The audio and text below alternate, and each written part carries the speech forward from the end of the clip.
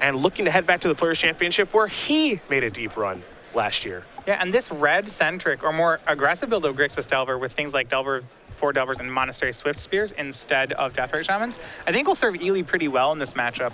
One way to really battle the Infect deck is to get a faster clock. Yep. It'll force them to maybe try to go for... You can't give them forever to go for a kill, and red cards will force them to go for it maybe when it's not safe. Tom is going to start by sacrificing Misty Rainforest to get a Tropical Island, now playing a Taxian Probe. Take a look at Kassis' hand. If you've never seen Kassis play, 1, he's very skilled, 2, he has beautiful cards, so you'll find a Wasteland here, a Tassiger, Force of Will, looks like a Taxian Probe, and a couple of other lands here.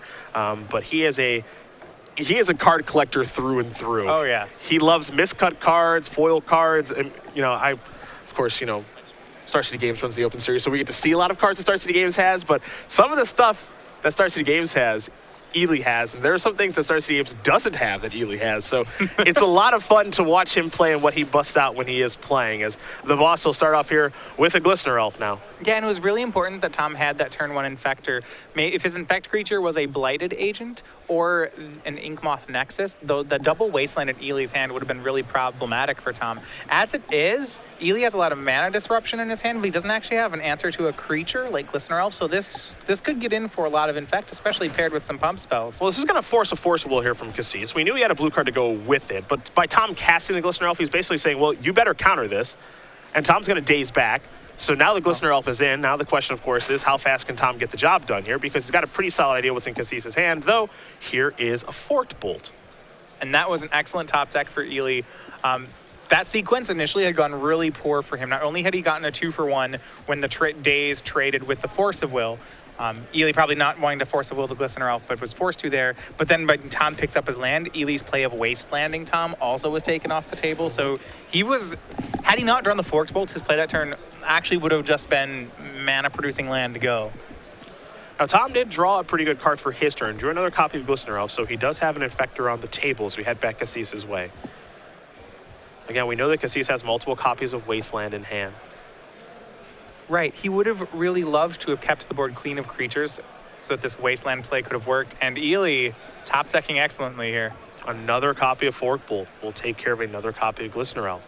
And this is where he wanted to be. He wanted to get Tom's creatures off the board and then use these multiple Wastelands to leverage a tempo advantage. And all of a sudden, Tom's hand is quite poor. You see a copy of Pendlehaven. There's a Ponder there, a couple of fetch lands, and a copy of Inkmoth Nexus, but Tom may not want to deploy the Inkmoth Nexus just yet because he is aware of the other Wasteland that is in Kassis' hand. He'll start by sacrificing Verdant Catacombs, go down to 14, and we'll see what land the boss wants to grab here. So the mana denial plan from Ely is not going to be backbreaking Tom because Tom's also long on lands. Both players have a lot of them. So the game's going to come down to now who can stick a threat. Trading Wastelands for mana producing lands is good when you're ahead on the board, but when neither player has anything going on, it's really just slowing down the game. It's just trading draws with your opponent. Ponder's going to show 2 Force of Wills and a copy of Blighted Agent. Ross will consult the hand, and we'll see if he has some interest in keeping what he's found. Well, he's very interested in the Blighted Agent, but the price of getting 2 Force of Wills here is pretty high. It's not going to be a great card right now. Looks like he's going to keep it.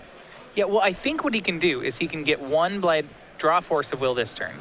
And he's like, you want to draw the Force of Will in case there's any sort of discard or something. Next turn, you get to draw Blighted Agent, and as long as you crack a fetch land to cast it, you won't have to draw the second Force of Will. And I think Tom will 1 Force of Will is fine because Blighted Agent is so good. I don't think he'll want to draw the second one. There's a Wasteland yet again.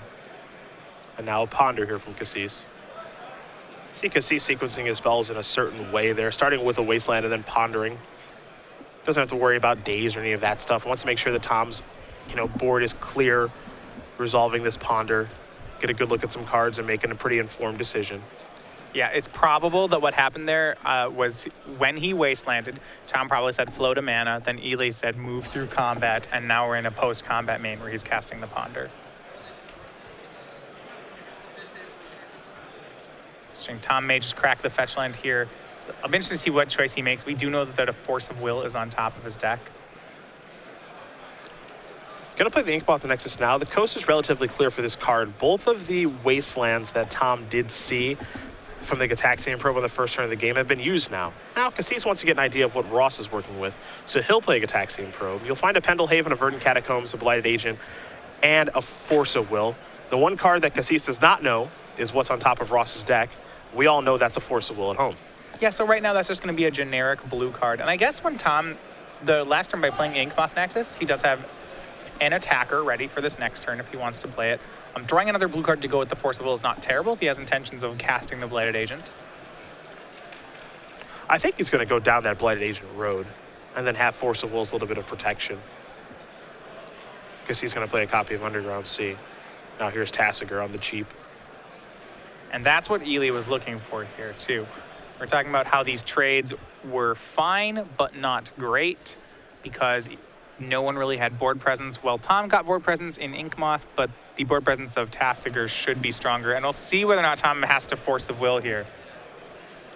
I think that he's probably okay with letting this resolve. I think it's relatively close. It's interesting. So if you go back to Tom's original Ponder, where he had Force of Will, Blighted Agent. If he expected that Ely was going to wasteland that mana creature, then I think what Tom wants to do is stack it so he draws both Force of Wills and then the Blighted Agent. If his hand was 2 Force of Wills there, I think we might have seen Tom cast Force of Will on the Tasigur and then draw Blighted Agent. Because he would have had to pitch Blighted Agent for that Force, that was too high of a cost, and that's why Tasigur got to resolve. Well, now the race is certainly on. Blighted Agent is here in combination with Inkmoth Nexus, and again, Ross does have a copy of Pendlehaven in hand to really accelerate some things, and then any pump spell will do that too. A Polluted Delta there from Kassis is the land, a very miscut one of his favorite things. Yeah, can be a little jarring. Sometimes Ely's entire mana base, I mean, it's really beautiful. It's really beautiful, but sometimes if you get enough miscut cards, if you're not used to it, I think it can be a little interesting to look at. Surprisingly unique. Yeah. Tasker's heading into the red zone. Ross is going to go down to 9. I see the life totals here, 9 to 17 in favor of Kassis, but Kassis' life total doesn't matter too much. It's about how much infect he has. It looks like Ross did just draw a copy of Vines to the Vastwood. Yeah. There is some incremental damage that's happened here, though. Tom, Gitaxian Probe, using fetch lands, at the same time also being hit by some Forked Bolts. That stacked up to 7 damage from incidental damage, so the Tasigur clock's faster than you'd normally think it to be. Now the question is how explosive does Ross want to get here in this situation? The race currently favors Kassis. Blocking is not really a spot that Tom really wants to be in here. You know, taking a look at his mana base, one card you want to search for in this situation is a card like Caracas, and if he has it main deck or not this weekend, but he does not. He has it in his sideboard. Tom able to crop rotation for that sort of card after board. We'll start by playing the Pendlehaven, targeting the Blighted Agent, make it a little bit bigger, and now he's going to try to come across here for 3 infect. And this is a 2-turn setup play, possibly from Tom. I guess it's actually 3 turns. He does have Vines to add 4 next turn. He would need 2 more mana sources to do it, so he would be 1 short, but does have a 3-turn clock going. One hard part for Tom is that his hand is 2 Force of Wills, and at 9, that's actually a difficult number for him to be at because it's 2 Tasigur swings is 8, so using a Force of Will is pretty high impact right now. This is actually a pretty tough spot, as you did mention, because Lightning Bolt's going to go after Blighted Agent now. And by Force of Willing this, he does go down to 8. Tasigur hits in chunks of 4, so it goes from a 3-turn clock to a 2-turn clock. But can Tom win without that Blighted Agent? It seems unlikely. Yeah, I was going to say, I think he has to force here. Tom agrees. He goes down to 8. Lightning Bolt's going to get countered. Kassis is going to take 3 infect. Now he'll draw a card. So he has Tom down to 8. Tasigur will put Tom to 4. We'll make Tasigur lethal. Tom can chump, perhaps. Well, so that can buy him another turn of attacking. Yeah, well, he will have to chump next turn. Just has no choice. Well, if he draws an Invigorate, he can just go for a win. Well, I suppose we'll see what he does draw. He's going to move that Inkmoth Nexus back into the mana row here. Perhaps it's looking to defend.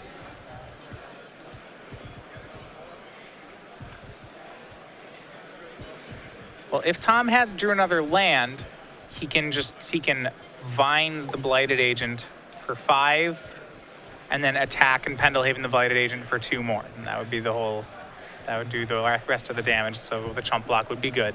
That's interesting. He drew a copy of Glistener Elf. Interesting. So now he has to play this weird balancing act of a game now. So what he can do, and so the line he's on right now is if he Pendelhaven's Blighted Agent, swings for 2, then next turn the swing for 5 is lethal. I think he's going to play a more conservative route. Yeah, that's what it appears he's going to do. He's going to play a lot more conservative here just by playing Glistener Elf and passing the turn back. Well, here's the interesting thing. The Glistener chump block is a double chump block. Yep. Because when it blocks Tasigur, it puts a -1/-1 counter on the Tasigur. The next attack by Tasigur will not be lethal. This also gives him a setup that's pretty nice too, because now he's got 2 chump blockers if necessary, be it Inkmoth Nexus or Glistener Elf. So he's actually in a pretty good spot here to slow down Tasigur. The one thing that Kassis can do right now is he can sacrifice 2 fetch lands, which he has done, go down to 15, get 2 lands out of his deck, and actually activate Tasigur. And he only has 1 card that he can return to his graveyard in Lightning Bolt. We'll see what Tasigur turns over here with the activation. Another Lightning Bolt. Oh boy, and a Brainstorm. Well, I don't think he can give him Lightning Bolt. I actually think he has to give him Brainstorm. Yeah, I think if he gives him Lightning Bolt, that's, oh boy, then he's down to 1, which is not 0, so that's fine. But I think a plan, it makes cards like his Vines that much more difficult. Pendelhaven doesn't really pump anything out of Bolt range. Yeah, so we see there he does give him the Brainstorm. Kassis will draw. It's never a good feeling to give someone the best card in Legacy back from a Tasigur, yet here we are with Ross having to do that. Inkmoth Nexus is going to go active. And I actually like this block quite a bit. Yeah, well, he makes this block because this means that next turn he actually has the potential to deal 6 infect damage on the table. He has the Vines for 4, and then the 2 creatures for 1 apiece. If he had jumped with Glistener Elf, that option wouldn't have been available next turn. Yeah, just curious if he wants to try to go for the win here or not. Part of the reason he's also blocking there with the Inkmoth Nexus, I believe, is because he doesn't want to kind of get that wastelanded. You know, if he chump blocks now and then he needs to chump block later, Kassis can draw an uncounterable way to kill Inkmoth Nexus. So there's a lot to weigh into that decision. He drew, I believe, Misty Rainforest for the turn, so his hand is just the Vines. Does he go for a win? He has 6 more infect he has to deal. He can just try to do 3 and 3. And what patience on his side? Not to go for it, just swings for 2 infect. Wow. This deck is all about picking your spots, as here's another Tasigur activation, Volcanic Island and Ponder. All right, give him those give you the blue cards. Well, Ely doesn't have the 5th land, so he's choosing between cantripping. Cantripping's a big cost. It means he can't use a Tasigur activation. Also, if he uses a Ponder, then Tom will just keep giving him Ponders. This is a very interesting balance, this game. Let's see what's next here for Kassis. He's going to start by playing Monastery Swift Spear. Here's Snapcaster Mage. Uh-oh, this looks lethal. And now here's Lightning Bolt.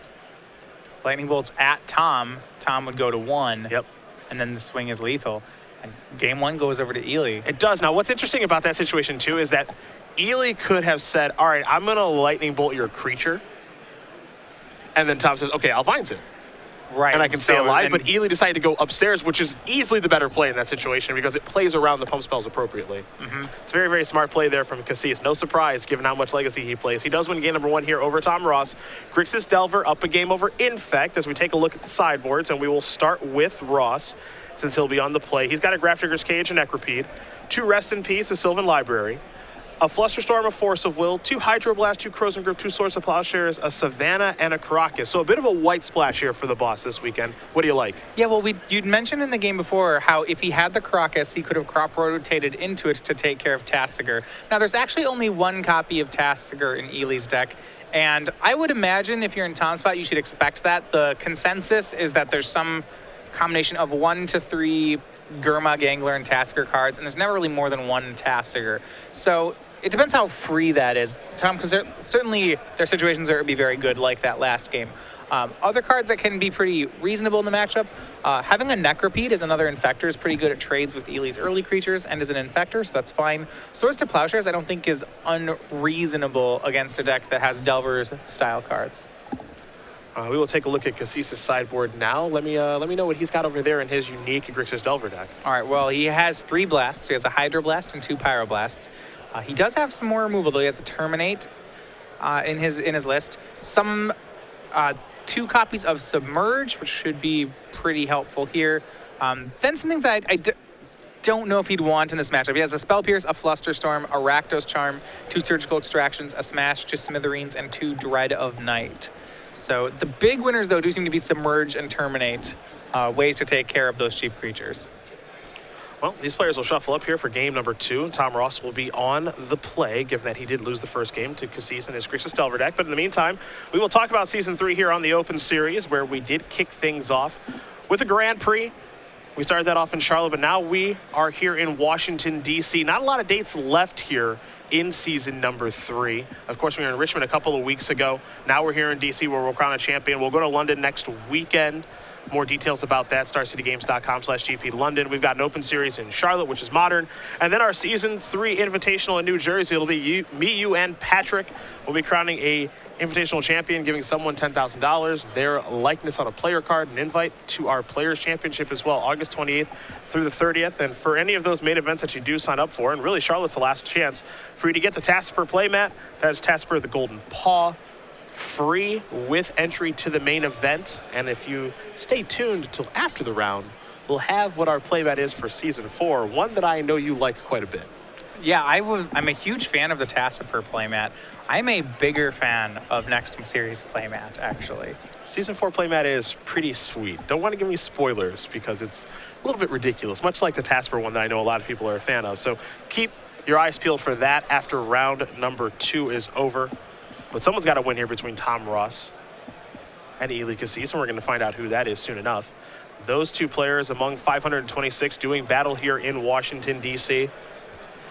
And we're going to crown a Legacy Champion here. And it's been a while since we've actually crowned a Legacy Champion. You know, again, Noah Walker was the last champion. Yeah, and that was in mid-May. Have had a lot of movement in the Premier IQs, those going on, of course, every weekend when there's not a main event Legacy Open. And I think that's when you talked about how really these Grixis Delver, the metagame has shifted to this Grixis Delver and really lands-heavy metagame. That and Miracles. Yeah, Miracle's big. From the combo side, interesting shift. Sneak and Show has gone down in favor of Omnitel over the last few months. Omnitel builds being mono blue. I know Chris Van Meter, a huge fan of the deck. Brad Nelson is too. Yeah. We have not seen as much Infect over the past handful of months.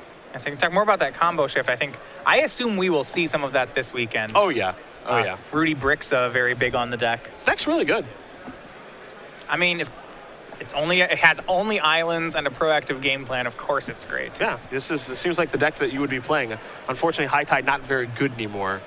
So I will regrettably not debate that. Yeah. Despite your best efforts. It's so much fun, and I still play it sometimes, but if I needed to win a trophy, I might have to play something else. But there's another I like that there's another mono blue combo deck out there. That makes me happier. That's good. That's good, because your old favorite mono blue combo deck, not particularly well positioned right now with all these Delver decks running around. I think it was when Miracles started to, the norm was that they were just playing Pyroblasts in the main. That's when I kind of had a throw my hands up in the air moment, where it's like, this is, my all blue spells deck really is having trouble with that. It seems like it's a little bit difficult to overcome. You see Kassis here with the Gataxian Probe. We'll see a hand here from Ross with a Daze, a Glistener Elf, and Invigorate. A Wasteland and a Verdant Catacombs. Tropical Island and Glistener Elf on the battlefield already for the boss. Big fan, once again, of Glistener Elves in this matchup, sneaking something on the board so that he can't mana deny Tom. Now, Tom does have to be careful. We saw multiple Forked Bolts in the main last game. I'd be interested to see how he plays this second Glistener Elf. Invigorate gives him some leeway to play around them, but it's still a dangerous spot.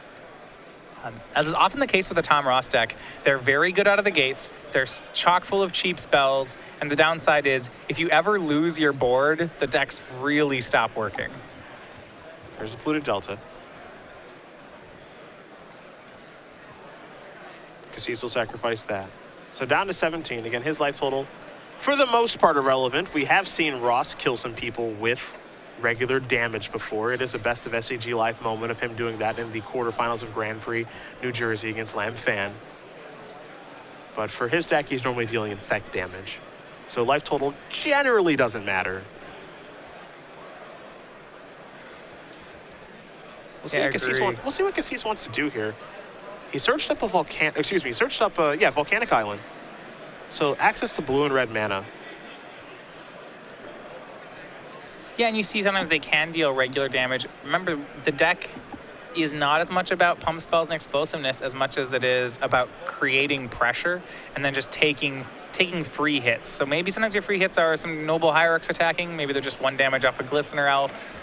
But if both players just sit there with untapped lands and stare at each other, that's almost always good for the Tom Ross deck.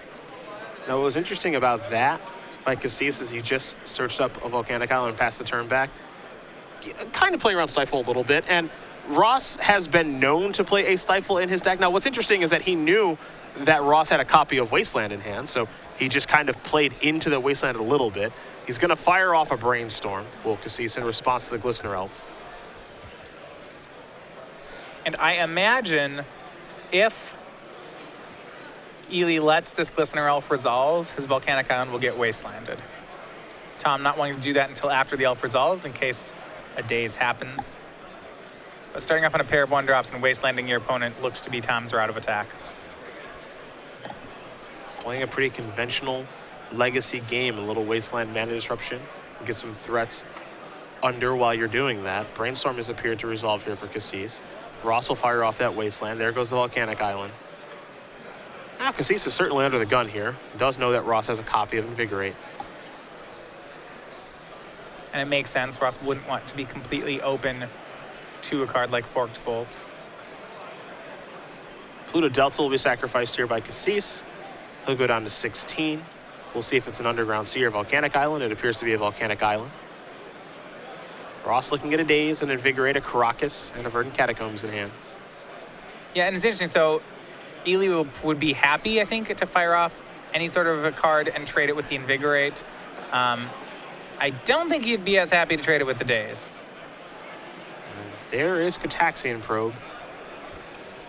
You see the cards I did just rattle off: Invigorate, Daze, Caracas, and Verdant Catacombs. Kassis working with perfect information now. He'll draw a card.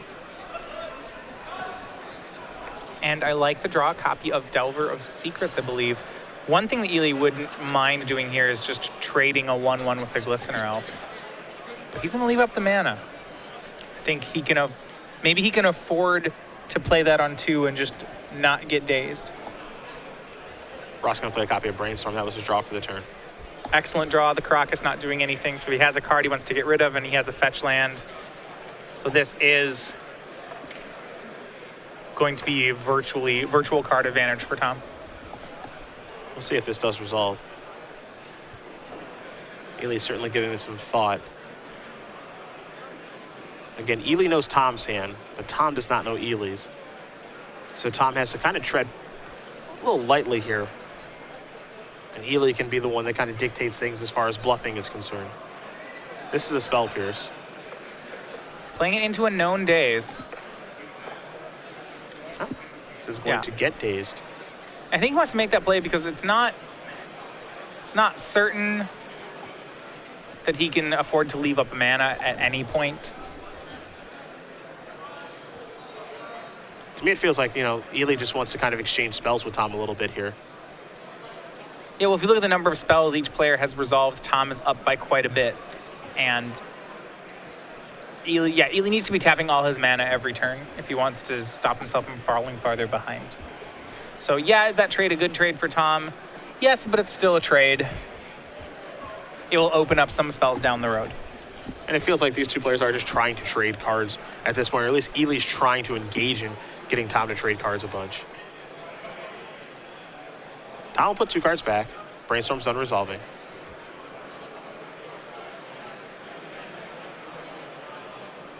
see fetch land in his hand there. Looks like he's picked up another copy of Invigorate and they dig through time. Yeah. Here's an Invigorate. And he may just go for the kill. If the light's on, I don't see a reason not to go for it. Force of Will is the only thing stopping you. Daze doesn't work because Tom has the land. Invigorate one, Invigorate the other. Is that going to work? Is there Force of Will? Yeah, there is not. it. Boom. Tom Ross going to win game number 2 here over Ely Kassis. Infect and Grixis Delver going to get ready here for a third game. And it's kind of just that spell counter again. I was talking about how Ely had to make a trade because he was falling behind on spells resolved. You think about it, Tom had things like a Daze, 2 Glistener Elves, Jatax and Purple Tom had resolved 4 cards. Ely basically just had resolved Spell Pierce. So he was down about 4 to 2 spells, and that's fine. But when you get down 6 spells to 2, adding in those 2 Invigorates, that's when things get really dangerous. Yeah. And that's really, that's just a demonstration of legacy there. You've got cheap spells, and then you have free spells. Yeah, 0 is the most dangerous mana cost in Magic. It certainly is. We have learned that over the year with Force of Will and Mental Misstep and heaven knows what else. I mean, Ornithopter sees play. And it's good. And it's good. Yeah. And it's not a good, you're right. Anything that costs 0 should be on your list of potentially broken. Well, these players are going to shuffle up here for game number 3. Now, we talked about how Tom Ross was a back-to-back invitational champion last year. That means he's got 2 tokens. Well, Ali is not back-to-back yet. I suppose he could win the Season 3 invitational. And if he does, there will be another token to join this one. This is, of course, the Ali Antrazi Angel token with his son, Aiden, and there are a bevy of ways to get it. All right, so you can receive this limited edition invitational token. First of all, this is given out to all Open Series players this season. So you get that just for showing up to it. Also, if you show up to any weekend and play one of our premier IQs, you get one of those as well. Now, if you can't make it to one of our premier events, then any order from StarCitiesGames.com of at least $5 comes with a token as well. And there is the Ali Antrazi Angel token. Ali actually playing Miracles this weekend. I feel like excellent. I feel like more of an excuse to play with this token. I think that's what's happening here. It is convenient that Miracles is actually quite good, though. Yeah, Miracle's an excellent deck, but doesn't mean he gets to use his own token. So Ali, I imagine we'll see on camera at some point resolving Entreat the Angels, and some of his angels with his son Aiden will be joining the battlefield. But again, that is reward for winning an invitational here on the Open Series. Antrazi starting off 1-0 this weekend with his Miracles deck. So with any luck, we'll have him under the lights, resolving Entreat the Angels. But for now, we watch Tom Ross with his Infect token from winning an invitational last year, doing battle against Ely Kassis. Kassis will be on the play here for game number 3. Play versus draw, I think, pretty big deal in this matchup. You saw Kassis just being behind that entire game, really because he was on the draw. Tom was able to just get Glistener out there. Yeah, I mean, it gave him no leeway to play around cards like Daze and Wasteland, which is what Tom used to really press his advantage. I don't want to say the matchup is, entirely play-draw dependent, but it certainly plays a role in things. Glistener off on the play versus Glistener off on the draw on turn 1. It's pretty night and day there. Yeah, I mean, definitely, yeah, I agree. It's not totally dependent on that. I think as you get into later turns, being on the draw can actually be helpful in the matchup because there's a lot of trading that goes on. But at the same time, I mentioned it before, both decks are decks running 4 Dazes and 4 Wastelands, so the person on the play, especially if they have a 1-drop, can really press that tempo advantage. Well, it'll be Kassis that's on the play this go around, and he can play a tempo advantage game with his 4 Delvers and 4 Monastery Swift Spears. Now, what is notable are those Swift Spears, because typically in these Grixis Delver decks, we do see 4 main deck copies of Deathrite Shaman, where Kassis has 0 this weekend. So, when I think of Swift Spear, I really think of Blue-Red Delver last year and the beginning of this year when it had cards like Treasure Cruise and a lot of cantrips to make Swift Spear a larger threat. Kassis, of course, can't play Treasure Cruise this weekend, but he's really trying to take a more aggressive stance with this deck.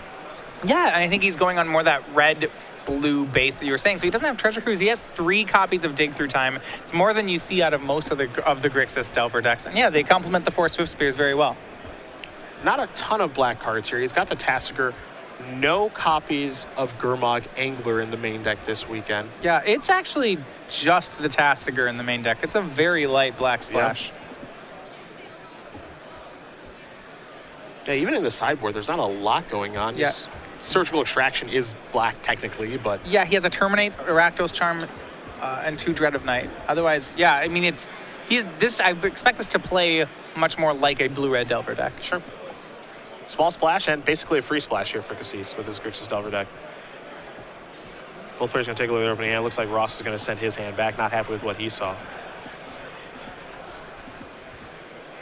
So we'll see if he can find a 6 that he is happy enough with. New Mulligan rule not in play yet here on the Open Series. Of course, it's being dubbed the Vancouver Mulligan rule. Sure. Any thoughts on that? I don't know if you've gotten to play with it yet. So I actually did a lot of testing with some of the local players for the last Pro Tour. So we were doing plenty of limited and standard with the new Mulligan rule and loved it. Okay. Haven't done it in Legacy yet. I think that's one of the more. It'll be interesting to see how that affects decks. Certainly when Delver of Secrets is a really popular card. Yep. That said, my general impression is if you're telling me that there's a change that makes more games of Magic come down to decisions and less games of Magic come down to mulligans, I'm universally in favor of it. If it makes Delver decks stronger or weaker, that's something I think you can address later on. But I'm a pretty big fan. Gataxian Probe here from Kassis. We'll take a look at Ross's hand. A Noble Hierarch, a Source of Plowshares, a Berserk, a Ponder, a Verdant Catacombs, and a Glistener Elf. So a pretty good mulligan there for Ross, even though it is just a one-lander. Yep, there is a weakness to Wasteland that could happen, but he's got some insurance policy. He has that turn 1 Noble Hierarch. Kassis will draw. Probe is done resolving. Remember, on a mull to 6, Tom's not actually down cards in the matchup, he's just down tempo.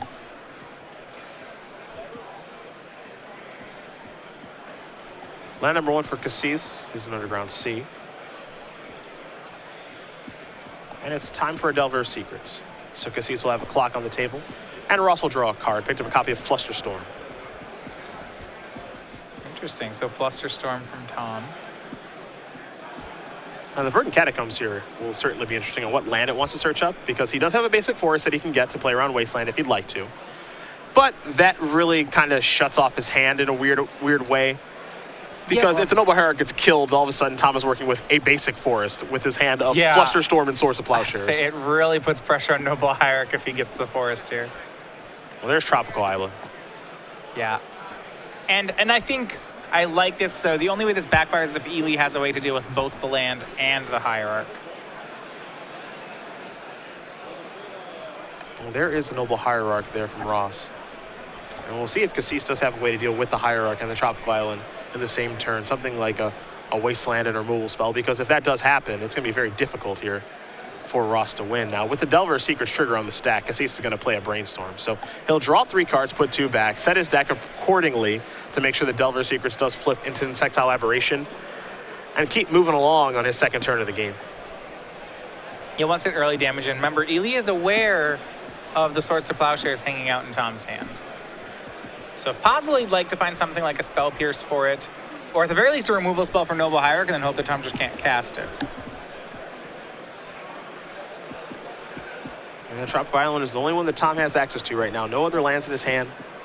It's of course unclear what's on top of his deck. But a Dig Through Time, a miscut Dig Through Time, will be flipping the Delver of Secrets here for Kassis. That dig will be his draw step.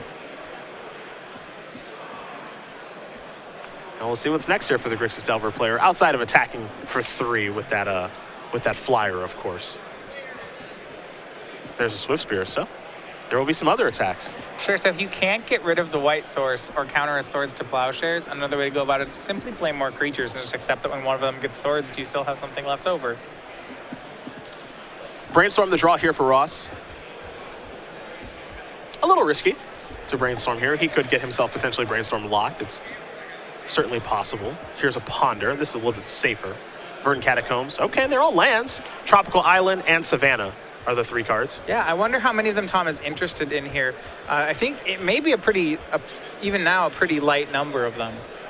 His deck, especially with the Noble Hierarch that appears to be living this game, does not need much resource to function off of. These are all they're all lands, but they're all just straight mana producing. He doesn't actually have say an Ink Moth or a Pendelhaven or a Caracas. So I'd be surprised if he just takes the fetch land and nothing else. Yeah, I'm just curious how many lands he exactly would like here and how he wants to set up with this Ponder, because I would be surprised if he shuffled and he's not going to. So he'll draw a card. It's going to be Tropical Island. So that much speaks to Tom wanting 3 lands in play, perhaps 4, if you count Noble Hierarch. So it does have Brainstorm in hand still, so there is some brainstorming that could be involved. Yeah, this does mean next turn he can draw a fetch land, brainstorm, and then crack a fetch. Yeah. Shuffle some of the garbage away. But we'll see how things go for Ross with that brainstorm a little bit later as we head back Kassis' turn. Yeah, and remember, despite all the bells and whistles of each player casting cantrips, ponders, brainstorms, cracking fetch lands, what's really just going on here is that both players are trading cards for cards. So you need to look at their life totals and you need to look at the board. And they have a similar number of cards in hand. They each have 1 creature. Ely's a little bit ahead on life, and his creatures, they're about the same power level. This game's still pretty even right now. It's a brainstorm for Kassis that'll trigger the prowess on the Swift Spear. So Kassis will draw 3 cards, of course have to put 2 back, and we'll see if there's a fetch line involved to make it a pretty healthy brainstorm. Now where Ely can get an advantage is the fact that his deck runs 3 copies of Dig Through Time. And that's when it stops being about trading. Yep. And we know he has 1 copy in his hand already.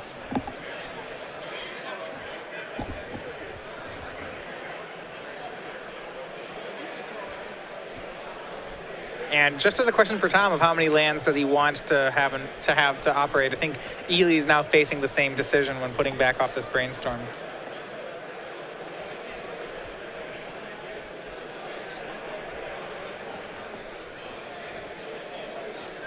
Well, Kassis has found 2 cards that he's happy enough to put back. There's a fetch land in Polluted Delta, so he can make it a perfect brainstorm if he'd like.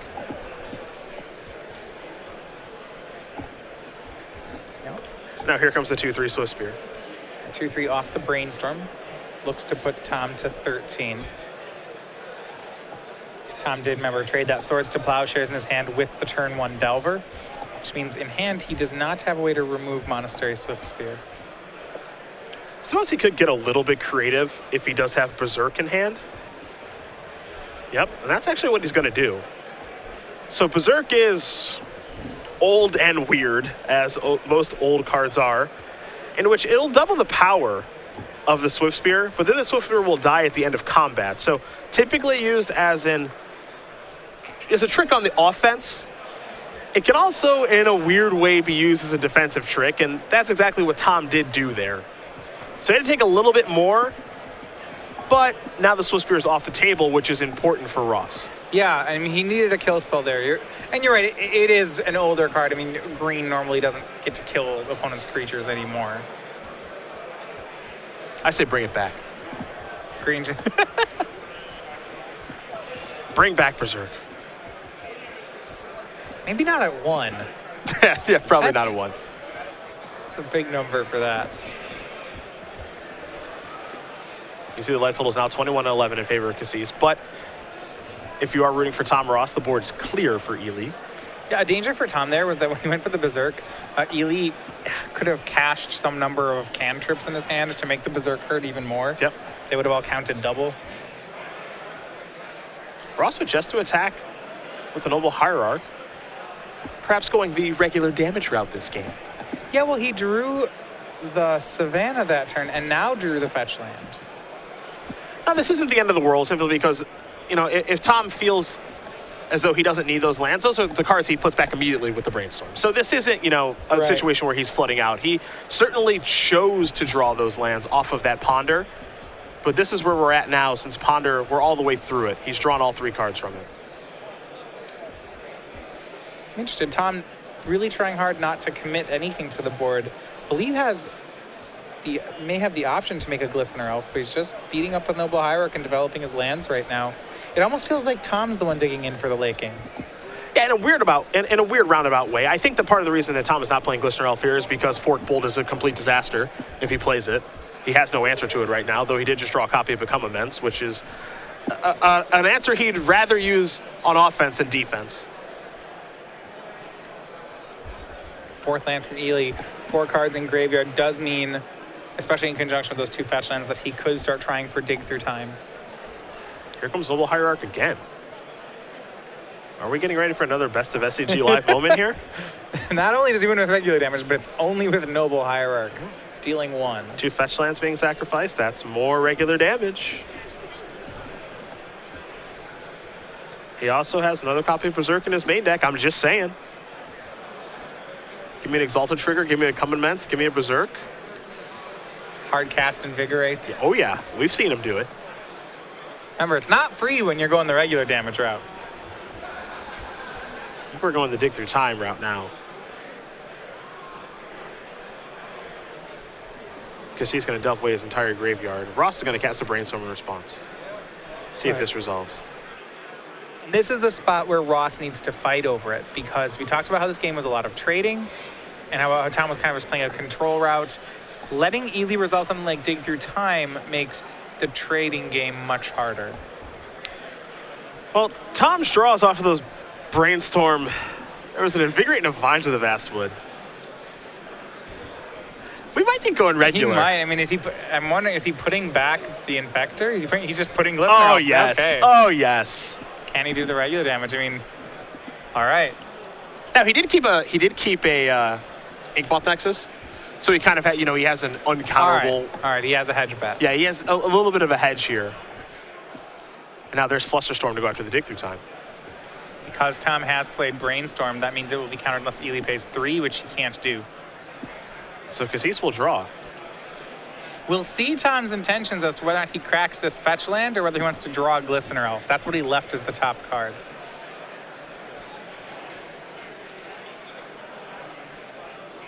An attack of 11 open with the Become Immense and the Vines next turn. That's a Flooded Strand. Ross? Will he draw a Glistener Yeah, that's Elf? the question. He's actually thinking about it now.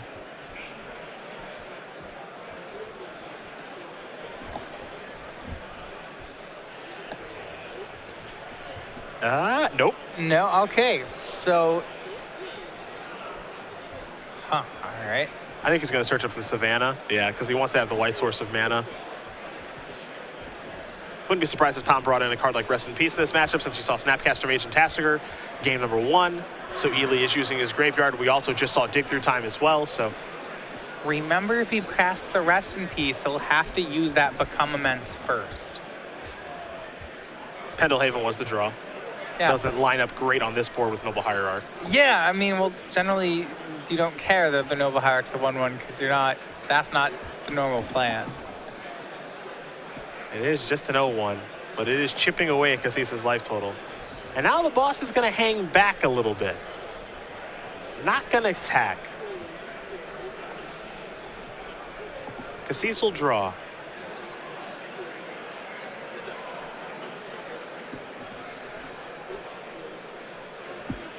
Interested to not see an attack there. This does mean that it gives him enough mana to cast more things, I suppose. Well, I think he's going for a kill with Inkmoth Nexus in 1 turn. Yeah. Because he's got Pendelhaven to pump it, Yeah. Invigorate to pump it, Vines to protect it, and then Become Immense for the big one For shot. the 10, yeah. Yep. Let's see what this is. Delver. Doesn't matter all that much right now. For Ely, it's just another way he can hold up control cards and start a clock again. Brainstorm the draw. Brainstorm is a really interesting draw in this situation because realistically, it feels like if Tom is going to go for this plan with all these post spells, it feels like he's got everything he needs in his hand. Right. You don't want to brainstorm when you like every card in your hand, and this, if his plan is to all in, then his hand is very good. Alternatively, he could just wait and try to chip shot with the, and this is something we see Tom do all the time, try to chip shot with the Inkmoth Nexus, and then wait until he draws some dead cards, and then brainstorm those away and make his chip shot more effective. And I think the draw of brainstorm is going to entice Tom to do this too. Well, Noble Hierarch helped activate that Inkmoth Nexus. Now Inkmoth Nexus is attacking. It's gotten an Exalted Trigger on the stack. So we'll see, yep. I was going to say, I wonder imagine we'll see him Pendelhaven first. Okay. And this is how we see Tom play the deck frequently. Kind of how I expected he'd go with it. These little chip shots with infectors, like this is actually 3 damage. That's a lot. That's, you know, in infect terms, that's 6 regular damage. Yep. If Ely lets this happen, then suddenly a card like Vines of the Vastwood just is lethal on its own. As is Invigorate. Because he's taking a long look at his hand.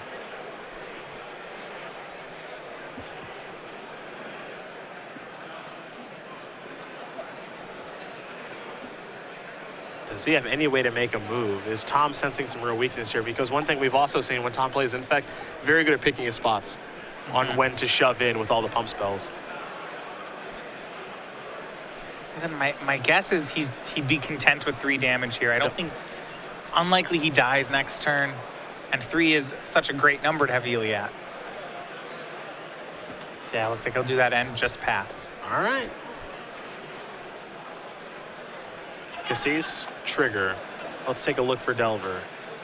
Submerge. Oof. It's a good one. That's pretty good.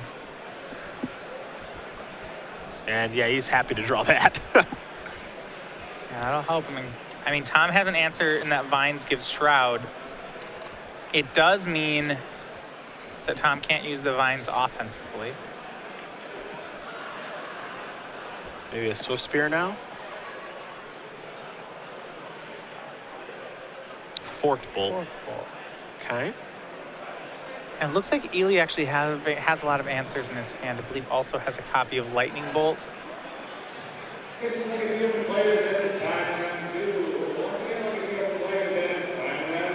Yeah, right now Tom is unsure if he wants to play Brainstorm or not. Yeah, well, it's difficult because I said before, I presume he likes all the cards in his hand. But the Hierarch's been pretty good for him. It's worth protecting. He'll draw 3. Another Noble Hierarch among those cards. So while the Brainstorm may just cycle here, you know, he's not going to get a great shot look with a fetch land, what it does do is let Tom make a more informed decision as to whether or not he wants to save his Noble Hierarch with a pump spell. For example, I'm inclined to think that he won't right now because he has another Noble Hierarch on top of his deck. So if this dies, it doesn't actually affect things. He can play another one and repeat last turn's attack. Now, one of the cards that Tom kept in this situation was a Stifle, which is very interesting. Ross going to draw a card. Oh boy. See, we have seen him move very quickly like this before. All right, here comes Inkmoth. For 1, maybe more. There's Become Immense. All right. Yeah, he's not messing around.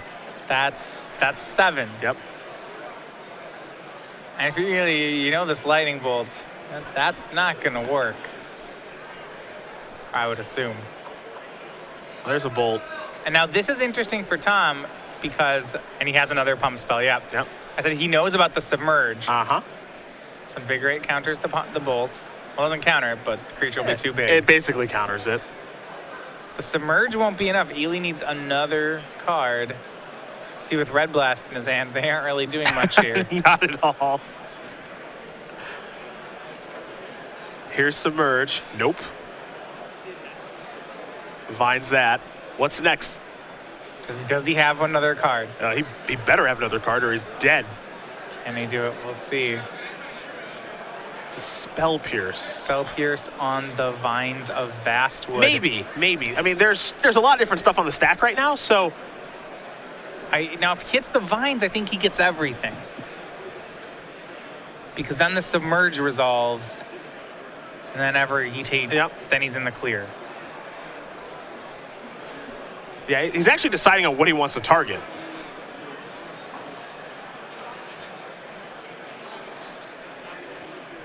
And I think it's easiest to target the Vines here in this situation, but it is an interesting decision nonetheless.